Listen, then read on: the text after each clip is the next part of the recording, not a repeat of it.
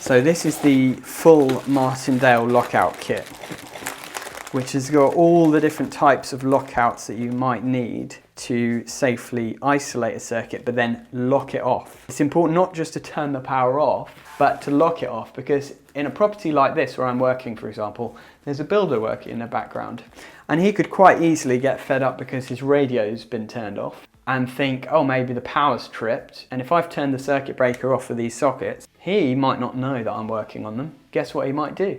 He might come along and reset the circuit breaker, thinking that his radio will come back to life, and instead his electrician will lose his life. I say that light-heartedly, but it's actually serious. That kind of stuff does happen in the real world. People die of electric shock every year. Lots of people, in fact. If you look at the statistics, you will see how many people in our industry and how many people in the world in general die from electrocution every year. Doing our best to get into a routine of working safely when we're working around something as dangerous as electricity, which can take your life in the blink of an eye. And so we have to have awe and respect for it, and we have to be really careful around it. And that's where safe isolation procedure comes in.